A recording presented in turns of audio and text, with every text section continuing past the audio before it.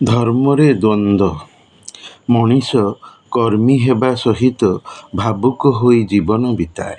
କାର୍ଯ୍ୟରେ ଦୁଇ ପ୍ରକାର ହେବା ଏବଂ ମନକୁ ଦୁଇ ପ୍ରକାର ଚିନ୍ତା ଆସିବାର ନାମ ଦ୍ୱନ୍ଦ୍ୱ। ଦ୍ୱନ୍ଦ୍ୱକୁ ଅନ୍ୟ ଅର୍ଥରେ ସନ୍ଦେହ କୁହାଯାଇଥାଏ। ସନ୍ଦେହ ଦେଖାଦେଲେ ହିଁ ମନରେ ଦ୍ୱନ୍ଦ୍ୱର ଉତ୍ପତ୍ତି ହେଲା ବୋଲି ଜଣାଯାଇଥାଏ। ଯେଉଁଠି ସନ୍ଦେହ ସେଇଠି ଦ୍ୱନ୍ଦ୍ୱ ଥାଏ, ଜାଗ୍ରତ ହୁଏ।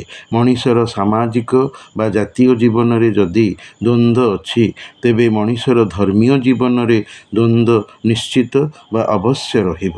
ଯେହେତୁ ଦ୍ୱନ୍ଦ୍ୱ ମନୋଷିଜ ବା ମନସ୍ତାତ୍ତ୍ୱିକ, ଏହା ମନରୁ ଉତ୍ପନ୍ନ ବା ଜାତ ହୋଇଥାଏ। ଦ୍ୱନ୍ଦ୍ୱ ଉତ୍ପନ୍ନର କାରଣ ବାହାରେ ଥାଏ। ପରିବେଶ ସୃଜେ ଜୀବନର ନାନାବିଧ ଘଟଣା ବା ପରିସ୍ଥିତି। ଦ୍ୱନ୍ଦ୍ୱ ମନରୁ ଜାତ ହୁଏ ବୋଲି ପ୍ରମାଣିତ ହୋଇଗଲା। ଦ୍ୱନ୍ଦ୍ୱର ମୂଳ ଉତ୍ସ କର୍ତ୍ତା କିଏ ବୋଲି ପ୍ରଶ୍ନ କଲେ ଉତ୍ତର ମିଳିବ ଈଶ୍ୱର ବା ଭୂମି, ଗଗନ, ବାୟୁ, ନିଆଁର ସ୍ରଷ୍ଟା ଓ ଏସବୁର ଅଧିକାରୀ ନାମ ଯାହାଙ୍କର ଭଗବାନ ବା ଆଲ୍ଲାହ ବା ଗଡ୍, ସିଏ ହିଁ ଧର୍ମରେ ଏପରିକି ମଣିଷ ମନରେ ଦ୍ୱନ୍ଦ୍ୱର ଉତ୍ପନ୍ନ କରାନ୍ତି। କାରଣ ତାଙ୍କର ପ୍ରବର୍ତ୍ତିତ ଆକାଶୀ ବହି ବା ଆସମାନି କିତାବ ବା ଡିଭାଇନ୍ ସ୍କ୍ରିପ୍ଚର, ଦିବ୍ୟ ପବିତ୍ର ଗ୍ରନ୍ଥ କୋରାନର ଅନୁବାଦ ପଢ଼ିଲେ ପାଠକ ମଣିଷ ସହଜରେ ଜାଣିପାରିବ କି ଧର୍ମରେ କିପରି ଦ୍ୱନ୍ଦ୍ୱ ଆସେ, ମଣିଷ ମନରେ ସନ୍ଦେହ ପଶେ। ଶ୍ରେଷ୍ଠ ବୈଜ୍ଞାନିକ ଆଲ୍ଲାହ ପରମ ନାଟ୍ୟକାର।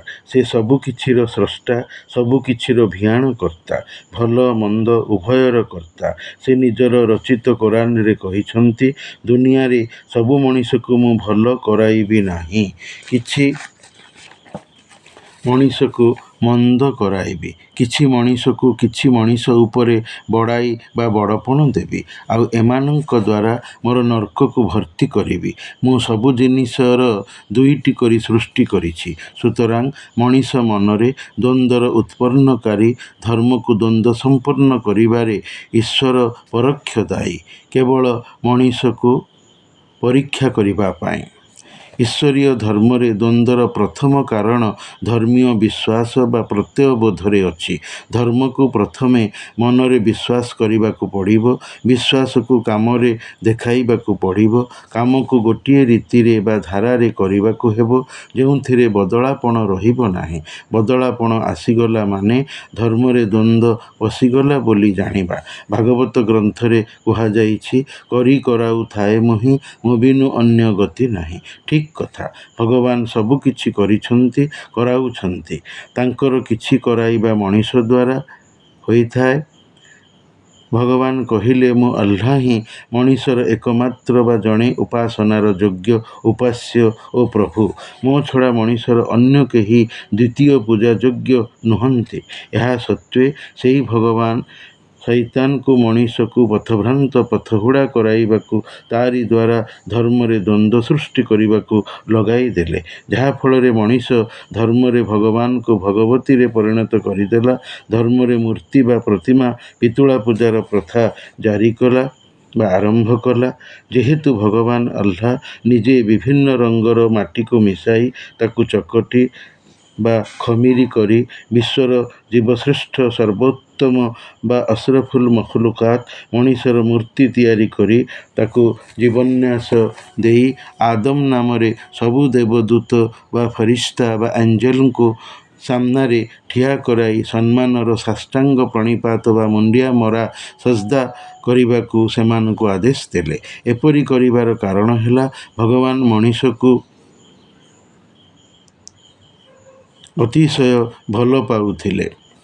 ଶୈତାନ ଜିନ୍ ଅଂଶୀ ଦେବଦୂତ ରୂପୀ ହୋଇ ଅଗ୍ନିଜାତ ଥାଇ ନିଜକୁ ସବୁଠୁ ବଢ଼ିଆ କହିବାର ଦାବିରେ ମଣିଷକୁ ସମ୍ମାନର ମୁଣ୍ଡିଆ ନ ମାରି ଖୋଦ୍ ଜାତ ଖୋଦାଙ୍କ ଆଦେଶର ଅବମାନନାକାରୀ ହୋଇ ସ୍ୱର୍ଗରୁ ତଡ଼ା ଖାଇ ଭଗବାନଙ୍କଠାରୁ ମର୍ଦୁଦ ବା ଦୁଷ୍ଟ ପାଜିର ଅପବାଦ ପାଇ ମଣିଷ ମନରେ ପ୍ରଥମେ ମୂର୍ତ୍ତି ପୂଜାର ପ୍ରଥା ଭରି ଧର୍ମରେ ପ୍ରାଥମିକ ଦ୍ୱନ୍ଦ୍ୱର ଉତ୍ପନ୍ନକାରୀ ହୋଇ ଧର୍ମକୁ ବିଶ୍ୱାସ ଓ ଅବିଶ୍ୱାସ ଏବଂ ଖୋଦା ବା ଆଲ୍ଲାହଙ୍କୁ ମୂର୍ତ୍ତି, ପ୍ରତିମା, ପିତୁଳା ସହିତ ସମାନ କରାଇ ପ୍ରଭୁ ବୋଲି ମଣାଇ ଧର୍ମରେ ଶିର୍କ ବା ସମକକ୍ଷକାରିତା, ଭଗବାନ ଭଗବତୀର ପ୍ରଥାର ପ୍ରବର୍ତ୍ତକ ହେଲା। ପିଲାଏ ଯେମିତି କଣ୍ଢେଇ ଖେଳିଥାନ୍ତି, କୋରାନରେ ଆଲ୍ଲାହ କହିଛନ୍ତି, ମଣିଷ ଫରିସ୍ତା ବା ଦେବଦୂତଙ୍କୁ ନାରୀ କରିଦେଇ ନିଜର ମନର ଇଚ୍ଛା ଆକାଂକ୍ଷାକୁ ଖୋଦା ବା ପ୍ରଭୁ କରିଦେଇଅଛି। ଖୋଦା କହିଛନ୍ତି, ହେ ମଣିଷ, ତୁମର ଦିନ ବା ଧର୍ମ ଏକେଶ୍ୱରବାଦର ହୋଇ ଗୋଟିଏ, ଯାହାର ପ୍ରବର୍ତ୍ତକ ମୁଁ ଆଲ୍ଲାହ, ଗ୍ରହଣକାରୀ ତୁମେ ମଣିଷମାନେ। ତୁମେ ଶୈତାନର ଲୋଭ ଆକର୍ଷଣ ଦେଖାଣରେ ଆସନା, ସେ ତୁମର ମୁକ୍ତ ଶତ୍ରୁ। ତୁମେ ତାକୁ ଶତ୍ରୁ ଭାବ, ଶୈତାନଠାରୁ ଦୂରେଇ ରୁହ। ଶୈତାନ ତୁମର ଶୁଭମନାସୀ କଦାପି ନୁହେଁ, ତୁମକୁ ଅସହାୟ କରି ଛାଡ଼ି ପଳାଇବ। ତାର ଲୋଭରେ ଆସନା, ଚାଲରେ ପଡ଼ନା। ମୋର ମଣିଷକୁ ପରୀକ୍ଷା କରିବାର ଅପର ମାଧ୍ୟମ ଶୈତାନ। ମଣିଷକୁ ସୃଷ୍ଟିରେ ସର୍ବଶ୍ରେଷ୍ଠ ସର୍ବୋତ୍ତମ କହିଲେ, ହେଲେ ମନ୍ଦ କରିବାକୁ ଶୈତାନକୁ ଲଗାଇ ଦେଲେ। ଧର୍ମକୁ ଏକ କହିଲେ, ଅଥଚ ଧର୍ମକୁ ଶୈତାନ ଜରିଆରେ ନିଜେ ଅନେକ କରାଇ ଦେଲେ। ସେ କହିଛନ୍ତି, ମୁଁ ଯାହା ଚାହେଁ କରେ, ସେଥିପାଇଁ ଧର୍ମ ଅନେକ ହେଲା, ଯାହାର ଉଦାହରଣ ଖ୍ରୀଷ୍ଟ ଧର୍ମରେ ଅଛି। ଖ୍ରୀଷ୍ଟିଆନମାନେ ବର୍ତ୍ତମାନ ଯେଉଁ ଯୀଶୁଙ୍କୁ ପ୍ରଭୁ ମାନି ଈଶ୍ୱରଙ୍କ ପୁତ୍ରମଣି ଚର୍ଚ୍ଚରେ ଗିର୍ଜାଘରେ ପୂଜୁଛନ୍ତି, ସେ ଯୀଶୁ ପ୍ରକୃତ ଯୀଶୁ ନୁହନ୍ତି।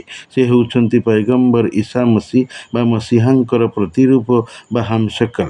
ବନ୍ଦୀ ଈସା ମସୀଙ୍କୁ ବନ୍ଦ କୋଠରୀରୁ ଆଣିବାକୁ ଯାଇଥିବା ଲୋକର ମୁଖମଣ୍ଡଳକୁ ବଦଳାଇ ଈଶାଙ୍କ ଭଳିଆ କରିଦେଇ ପୂର୍ବର ପ୍ରକୃତ ଈଶାଙ୍କୁ ଦେବଦୂତ ଗ୍ୟାବ୍ରିଏଲ ବା ଜିବ୍ରାଇଲଙ୍କ ଜରିଆରେ ଚତୁର୍ଥ ଆକାଶକୁ ଜୀବନ୍ତ ଉଠାଇ ନେଇ ଯାଇଛନ୍ତି। ମୁଖମଣ୍ଡଳରେ ପରିବର୍ତ୍ତିତ ହୋଇଥିବା ଈସା ଭଳି ପ୍ରତିରୂପ ଲୋକକୁ ଧରି ଇହୁଦୀ ଲୋକେ କ୍ରୁଶବିଦ୍ଧ କରିଦେଲେ। ଖୋଦା କୋରାନରେ କହିଛନ୍ତି, ଈସା ବା ଯୀଶୁ ହତ୍ୟା, ଶୂଳୀ ଅଥବା କ୍ରୁଶବିଦ୍ଧ ହୋଇନାହାନ୍ତି। ଷଷ୍ଠ ଭାଗ। ମୁଁ ଆଲ୍ଲାହ ସର୍ବଶକ୍ତିମାନ ବା ଅଲମାଇଟି, ସବୁ କିଛିକୁ ସବୁ ପ୍ରକାରେ କରିପାରେ, ମଣିଷର ମୁଖମଣ୍ଡଳକୁ ବି ବଦଳାଇ ପାରେ। ପାଠ ୟାସିନ। ଦେଖନ୍ତୁ, ମଣିଷର ମୁଖମଣ୍ଡଳ ନିଶ୍ଚିତ ବଦଳୁଅଛି, ଯଥା ଶୈଶବରେ ଥିବା ମୁହଁ ଯୌବନ ବାର୍ଦ୍ଧକ୍ୟରେ ବଦଳିଯାଏ। ତେଣୁ ଆଲ୍ଲାହଙ୍କ କଥା ଏଠି ସତ ହେଲା। ସେ ବି କହିଛନ୍ତି, ମୋ କଥା ହୋଇକି ରହିବ। ଆଲ୍ଲାହ କହିଛନ୍ତି, ମୋ କଥା ସତ, ମଣିଷ କଥା ମିଛ। କାରଣ ମଣିଷ ପ୍ରକୃତକୁ ଜାଣେ ନାହିଁ, ଦ୍ୱନ୍ଦ୍ୱରେ ପଡ଼ି ମିଛ କଥାକୁ ସତ ମନେ କରେ। ମୋର ଅସ୍ତିତ୍ୱରେ ମଣିଷର ଗୋଟାପଣେ ବିଶ୍ୱାସ ନାହିଁ, ଥିଲେ ମୂର୍ତ୍ତି ପୂଜି ନଥାନ୍ତା। ଧର୍ମରେ ଆକାର ରଖିଦେଲେ ଏକାଗ୍ରତା ଆସେନା। ଏକାଗ୍ରତା ମନର ସ୍ଥିରତା ଉପରେ ନିର୍ଭରଶୀଳ। ପୂଜା କରୁ କରୁ ବିଲେଇ ଯଦି କ୍ଷୀର ପିଇଦେଲା, ତେବେ ମଣିଷର ପୂଜାରେ ଏକାଗ୍ରତା ନଷ୍ଟ ହେଲା। ଆଗରେ ମୂର୍ତ୍ତି ଥାଉ, ସେଥିରେ କିଛି ଯାଏ ଆସେନା। ଅଗତ୍ୟା ସାକାର ବା ଆକାରଯୁକ୍ତ ପୂଜାରେ ଯେ ଏକାଗ୍ରତା ଅଛି, ଏହା ମଣିଷର ଭୁଲ ଧାରଣା। ଧାର୍ମିକ ଦ୍ୱନ୍ଦ୍ୱ, ଅବିଶ୍ୱାସ ବା କୁଫ୍ର ବା ଶିର୍କ ବା ସମକକ୍ଷକାରିତା, ଏହି ଦୁଇଟି କର୍ମ ଭଗବାନ ଆଲ୍ଲାହଙ୍କ ବିଚାରରେ ମଣିଷର ଅକ୍ଷମଣୀୟ ଅପରାଧ। ଆଲ୍ଲାହ ଏହି ଦୁଇଟିକୁ କଦାପି ମାଫ କରିବେ ନାହିଁ ବୋଲି ଦିବ୍ୟ ପବିତ୍ର କୋରାନରେ ସଫା କହିଦେଇଛନ୍ତି। ପାଠ ମହମ୍ମଦ, କୋରାନ ଭାଗ 26। ଦେଖନ୍ତୁ, ଏହା ତଳକୁ ବାକି ଆଉ ଯାହା କିଛି ଅଛି, ମୁଁ ଆଲ୍ଲାହ ଚାହିଁଲେ ମାଫ କରିଦେଇପାରେ, ନହେଲେ ନୁହେଁ। ମୁଁ ନାହିଁ ବୋଲି ମୋତେ ଅବିଶ୍ୱାସ କରୁଥିବା କାଫିର ବା ଅବିଶ୍ୱାସୀ ଲୋକ ତଥା ମୋତେ ଅନ୍ୟ ସହିତ ସମାନ କରାଇ ପୂଜୁଥିବା ଶିର୍କ ବା ସମକକ୍ଷକାରୀ ଲୋକଙ୍କୁ ମୁଁ ଆଲ୍ଲାହ କଦାପି କଦାପି କ୍ଷମା ଦେବି ନାହିଁ। ଏହା ମୋର ମଣିଷକୁ ସଂକଳ୍ପ। ଲୁକମାନ ପାଠରେ ଭାଗ 21। ବୈଦ୍ୟ ବା ହାକିମ ଲୁକମାନ ତାଙ୍କ ପୁଅକୁ ପାଖକୁ ଡାକି କହିଥିଲେ, ହେ ମୋର ପୁଅ, ଶିର୍କ ବା ସମକକ୍ଷକାରୀ କାମ କେବେ କରିବୁ ନାହିଁ। ଆଲ୍ଲାହ ଖୋଦାଙ୍କୁ ଅନ୍ୟ କାହାରି ସହିତ ସମାନ ବା ତୁଳନା ସମାନ କରିବୁ ନାହିଁ। ଏହା ତୋ ପାଇଁ ବହୁତ ବଡ଼ ଜୁଲ୍ମ ବା ଅତ୍ୟାଚାର, ଗୁନାହ ବା ପାପ ହୋଇଯିବ, ଅପରାଧ ହେବ। ହେ ମୋର ପୁଅ, ପାପ ଯଦି ସୋରିଷ ଦାନା ଭଳି ହୋଇଥାଏ ଏବଂ ତାହା ଯୋଉଠି ଥାଉ ଆଲ୍ଲାହ ତାକୁ ନେଇ ଆସି ତୋତେ ବିଚାର ଦିବସ କୟାମତରେ ଏକବାରେ ସବୁ ମରିଥିବା ଲୋକ ଉଠିବା, ପରିଣାମ ପ୍ରାପ୍ତିର ଦିବସ କୟାମତରେ ଓ ଜଗତର ସବୁ ମଣିଷ ଏକାଥରକେ ବଞ୍ଚି ଉଠି ଠିଆ ହେବାର ଦିନ କୟାମତରେ ଦେଖାଇଦେବ। ଆଲ୍ଲାହ ପ୍ରତିଗୁପ୍ତ କଥାକୁ ଜାଣେ, ସୂକ୍ଷ୍ମତାକୁ ବି ଜାଣେ।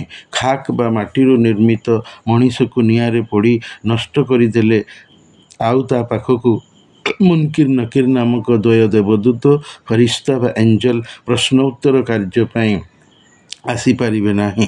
ଶରୀର ତ ନାହିଁ, ଆଉ ସେ ସୱାଲ ଜବାବ ଦେବ କୁଆଡ଼ୁ? ଏହା ଭାବି ମଣିଷ ମଣିଷକୁ ମାଟିରେ କବର ଦେଇ ନ ପୋତି ନିଆଁରେ ଜଳାଇ ସିଧା ନର୍କ ନିଆଁରେ ଜୀବନ୍ତ ହୋଇ ସର୍ବଦା ଜଳାଇବାକୁ ଛାଡ଼ିଦିଏ ବୋଲି କୋରାନ କହିଅଛି। ଶୈତାନର ଅଂଶୀଭୂତ ବା ବଂଶଧର ହୋଇଯାଏ। ଆଉ ଏଥିପାଇଁ କୋରାନ ବାକ୍ୟ ଅଛି, ଫିନ୍ନାରେ ଜାହାନ୍ନମା ଖାଲିଦିନା ଫିହା। ଓଡ଼ିଆ ଅର୍ଥଟି ହେଲା, ନିଆଁରେ ଧ୍ୱଂସ ବା ନଷ୍ଟ ହୋଇ ଜହେନ୍ନୁମ ବା ନର୍କକୁ ଯା। ନାର ମାନେ ନିଆଁ। ଅଗ୍ନି ପୂଜିବାକୁ ମଣିଷକୁ ଆଲ୍ଲାହ ମନା କରିଛନ୍ତି। ଯିଏ ପୂଜୁଛି ତାକୁ ମଜୁସି ବା ଅଗ୍ନିପୂଜକ ବା ଆତିଶପରସ୍ତ ବୋଲି କହୁଛନ୍ତି। ହେଲେ ପୈଗମ୍ବର ମୂସାଙ୍କୁ ନିଆଁ ଜଳାଇ କୋହେତୁର ପର୍ବତକୁ ପବିତ୍ର ଜଙ୍ଗଲ ତୋଆକୁ ପୈଗମ୍ବରତ୍ୱ ଦେବାକୁ ଡକାଇଛନ୍ତି, ଯାହାର ବିବୃତି କୋରାନର 19 ଭାଗ ଦିଏ, ଅନ୍ୟାନ୍ୟ ଭାଗ ବି ଦେଇଛି। କୋରାନ ଦେଖନ୍ତୁ। ତେଣୁ ମଣିଷ ପାଇଁ ଧର୍ମରେ ଦ୍ୱନ୍ଦ୍ୱ ଆଲ୍ଲାହ ଦେଇଛି ଓ ମଣିଷକୁ ବି ଦ୍ୱନ୍ଦ୍ୱଶୀଳ କରାଇଅଛି, କେବଳ ଉତ୍ତମ ମଣିଷର କାଢ଼ିବା ବା ଆବିଷ୍କାର କରିବା ପାଇଁ। ବୁଦ୍ଧିଆ ମଣିଷ ତାର ବୁଦ୍ଧି ବିବେକ, କୋରାନ ପଠନ, ଅନ୍ୟକୁ ପଚାରି ବୁଝିବାର ବୁଝାମଣା ଆଦି ଦ୍ୱାରା ଧର୍ମୀୟ ନିହିତ ଦ୍ୱନ୍ଦ୍ୱରୁ ଓହରି ଆସିବାର ଉପାୟ ଅଛି।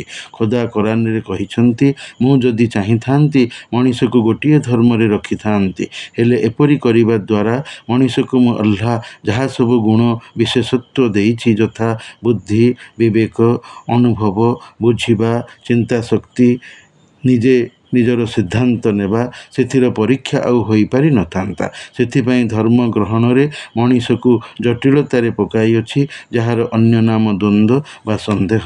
ହେ ମଣିଷ, ମୋର ପ୍ରବର୍ତ୍ତିତ ଧର୍ମକୁ ଭାଗ ଭାଗ କରନା, କିମ୍ବା ମୋତେ ଅନ୍ୟ କାହାରି ସହିତ ସମାନ କରାଇ ଦ୍ୱିତୀୟ ଉପାସ୍ୟ ଖୋଦା କରି ପୂଜନା, କି ତୁ ନର୍କରେ ଫୋପଡ଼ା ଯିବୁ, ଧକ୍କା ଖାଇ, ଟିପ୍ପଣୀ ପାଇ, ଅତି ନିର୍ଦ୍ଦୟ ବ୍ୟବହାର ସହିତ ଯନ୍ତ୍ରଣା ଦେବାକାରୀ ଦେବଦୂତଙ୍କ ଦ୍ୱାରା। ମୋ ଛଡ଼ା ଅନ୍ୟ କେହି ଦ୍ୱିତୀୟ ପୂଜାଯୋଗ୍ୟ ଉପାସ୍ୟ ମାବୁଦ ଖୋଦା ତୁମର ପ୍ରଭୁ ନାହିଁ। ଯଦି ଥାନ୍ତେ, ତେବେ ସେମାନେ ନିଶ୍ଚିତ ଧ୍ୱଂସ ହୁଅନ୍ତେ ବା ନିଜ ସ୍ଥିତିର ଅନ୍ୟ ବାଟ ଖୋଜନ୍ତେ। ତୁମର ଏହିସବୁ ମନଗଢ଼ା ମୂର୍ତ୍ତି ଉପାସ୍ୟମାନଙ୍କୁ ମୁଁ କୟାମତ ଦିନ ଜୀବନ୍ୟାସ ଦେଇ ତୁମ ବିରୁଦ୍ଧରେ ସାକ୍ଷୀ କରି ଠିଆ କରାଇବି। ସେମାନେ ଉତ୍ତର ଦେଇ କହିବେ, ତୁମ୍ଭେମାନେ ଆମକୁ କେତେବେଳେ ପୂଜା କରୁଥିଲ?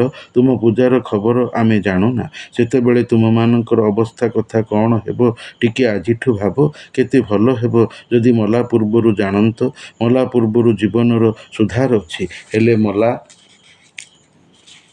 ପରେ ଆଉ ସୁଧାର ନାହିଁ, କାରଣ ସେତେବେଳକୁ ଯାହା ଇହ ଜୀବନରେ ତୁମକୁ ସଂକଳ୍ପିତ କରାଯାଇଅଛି, ତୁମ ପକ୍ଷେ ଯାହା ଅଦୃଶ୍ୟ ଅଛି, ସେସବୁର ବାସ୍ତବତାକୁ ତୁମେ ଜାଣିସାରିଥିବ, ଆଖିରେ ଦେଖିସାରିଥିବ, ମୋ ଦ୍ୱାରା ତୁମର ଦ୍ୱିତୀୟ ଜୀବନ ପ୍ରାପ୍ତିରେ। କୋରାନ ସତ୍ୟତାକୁ ନେଇ ସତ୍ୟତାର ପ୍ରତିଷ୍ଠା ପାଇଁ ଦୁନିଆରେ ଓହ୍ଲାଇଅଛି।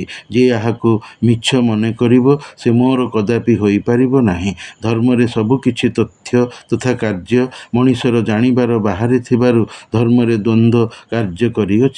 କୟାମତରେ ମୂର୍ତ୍ତିମାନେ, ପିତୁଳାମାନେ କଥା କହିବେ, ମଣିଷର ପ୍ରତିଟି ଅଙ୍ଗ ପ୍ରତ୍ୟଙ୍ଗ କଥା କହିବ।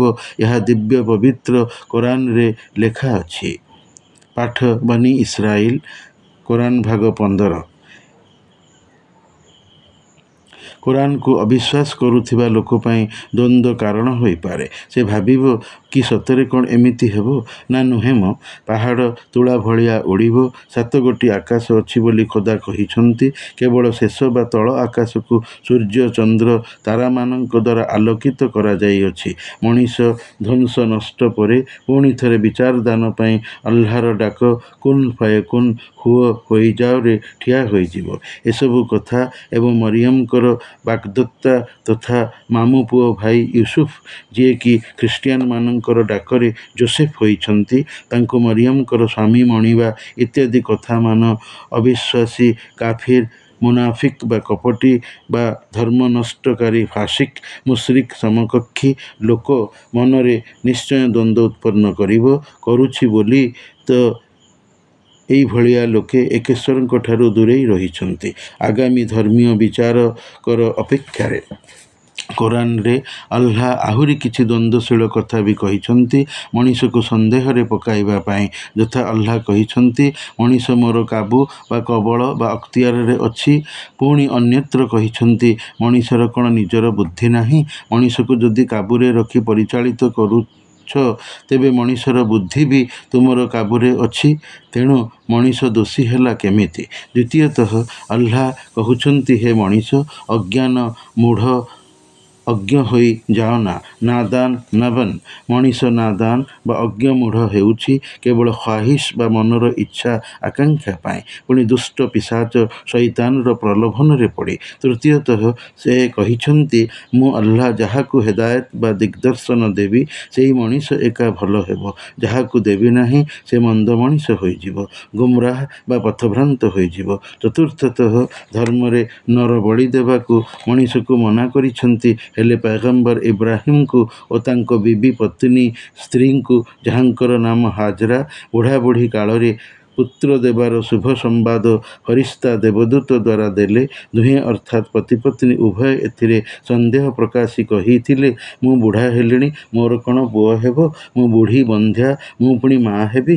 ପୁଅ ହେବା ପରେ ସେ ପୁଅକୁ ନିଜର ରାହାରେ ବା ରାସ୍ତାରେ କୁର୍ବାନୀ ବା ଉତ୍ସର୍ଗ ଅର୍ପଣ କରିବାକୁ ସ୍ୱପ୍ନାଦେଶ ଜରିଆରେ ସଂକେତ ଦେବାରୁ ଇବ୍ରାହିମ ପୁଅ ଇସ୍ମାଇଲଙ୍କୁ ବଳି ଦେବାର ଆୟୋଜନ ପୁତ୍ରର ସହମତି ସହିତ କରି ଖୋଦାଙ୍କ ପରୀକ୍ଷାରେ କୃତକାର୍ଯ୍ୟ ହୋଇ ଇଦ୍ ଉଲ୍ ଆଜହା ବା ବକ୍ରି ଇଦ୍ର ସ୍ମରଣୀୟତାରେ ରହିଥିବାର ଉଲ୍ଲେଖ କୋରାନର 23 ଭାଗରେ ଅଛି।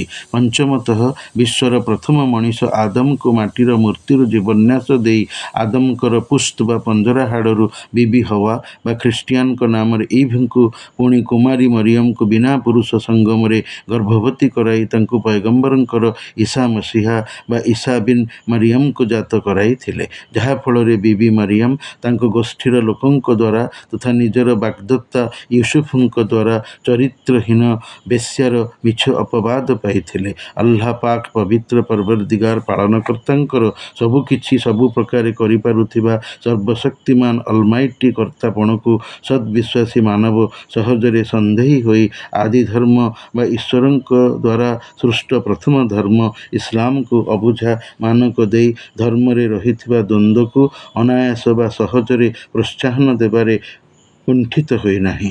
ଆଗପଛ ବିଚାର ନ କରି କହୁଛି, Islam is a misunderstood religion, ଅର୍ଥାତ୍ ଇସଲାମ ଏକ ଅବୁଝା ଧର୍ମ। ମଣିଷର ଏ ପ୍ରକାର ଧାରଣାରେ ଆଲ୍ଲାହଙ୍କର କିଛି ଫରକ ପଡ଼ିବ ନାହିଁ। ସେ ଜଗତ ଓ ମଣିଷକୁ ସମ ପରିମାଣରେ ଖାତିର କରନ୍ତି ଏବଂ କରନ୍ତି ନାହିଁ। ଯେହେତୁ ସେ କହିଛନ୍ତି, ମୁଁ ସାରା ଜଗତକୁ ଖାତିର କରେନା, ପୁଣି ଅନ୍ୟତ୍ର କହିଛନ୍ତି, ମୁଁ ମଣିଷର କାମମାନଙ୍କୁ ଭୁଲି ନଥାଏ। ଆଲ୍ଲାହ ଦେଖେ ଓ ଜାଣେ। ଜଣେ ଆଲ୍ଲାହ ସବୁରି ଉପରେ ବିଜୟୀ। ଏହିସବୁ ତଥ୍ୟ ଧର୍ମରେ ଦ୍ୱନ୍ଦ୍ୱମୟତାର ସ୍ଥିତି